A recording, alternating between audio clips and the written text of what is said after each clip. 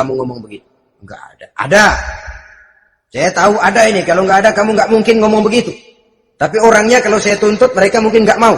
Sekarang saya mau tanya Hafsah, kau kan istri Rasul, betul? Nah, saya mau tanya, suamimu makanannya apa? Daging? Bukan. Roti. Tempat tidurnya kasur empuk? Bukan. Kain kasar yang kalau musim panas kami bentangkan, kalau musim dingin separuh buat tidur, separuh buat selimut. Pakaian yang dibelikan untukmu berapa banyaknya? Cuma 2. Nah, itu guru saya, orang yang paling saya cintai, dan itu yang saya ikuti. Bahkan setelah beliau wafat, Sayyidina Umar ini, hutangnya ditanggungkan kepada anaknya Abdullah bin Umar, dan itu pun dilunasi dengan menjual rumahnya. Sehingga rumahnya itu disebut Darul Qadha, rumah bayar hutang. Begitu kesederhanaannya. Jadi nggak pakai aji mumpung jadi khalifah, lalu kayak ikan gurita, tangan yang mana aja megang. Itu kan mental monyet. Monyet itu kan begitu. Tangan megang kiri kanan, mulut ngawal, kaki megang, temennya dikasih masih ngerampas juga. Monyet rakus betul itu. Itu kesederhanaannya. Kenapa kesederhanaan ini timbul? Karena sikap zuhudnya. Zuhud itu tarkud dunia li ajlil akhirah. Orang yang mengambil dunia hanya yang diperlukan dengan lebih mengutamakan kehidupan akhirat. Watak zuhudnya yang sangat menonjol.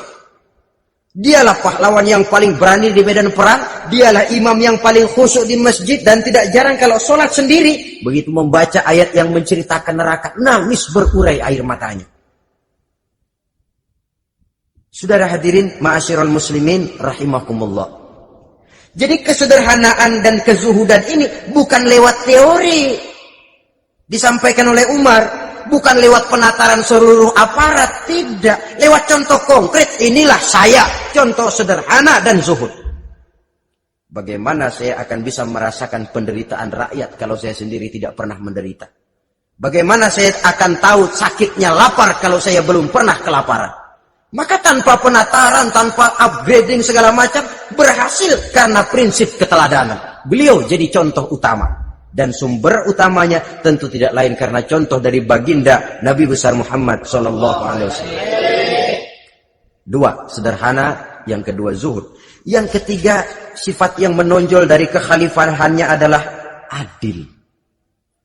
Kalau sudah bicara soal hukum, dia tidak pernah kenal kompromi. Adalah seorang pemuka Nasrani masuk Islam, namanya Jabalah bin Aiham.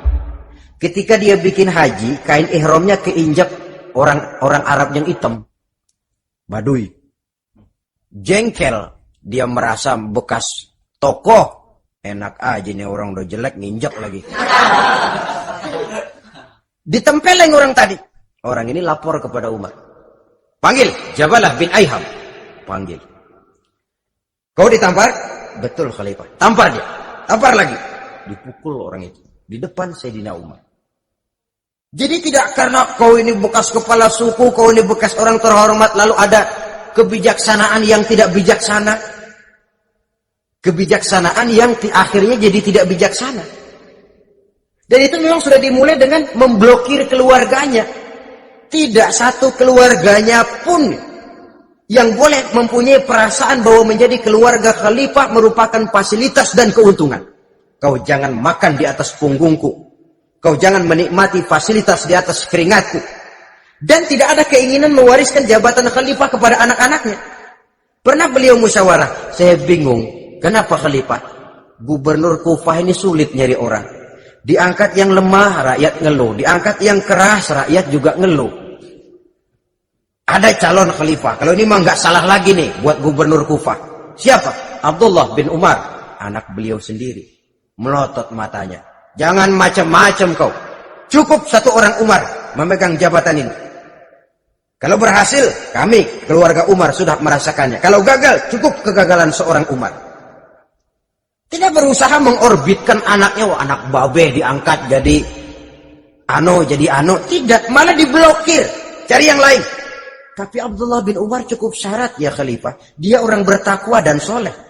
Yang takwa dan soleh bukan cuma anak Umar. Anak orang lain juga banyak yang takwa dan soleh. Itu prinsipnya. Sehingga ketegasannya ini membuat orang jadi sungkan.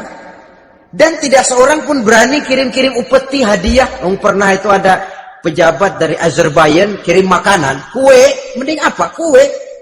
Gitu dicicipi enak. Enak juga ya kue ini. Enak khalifah.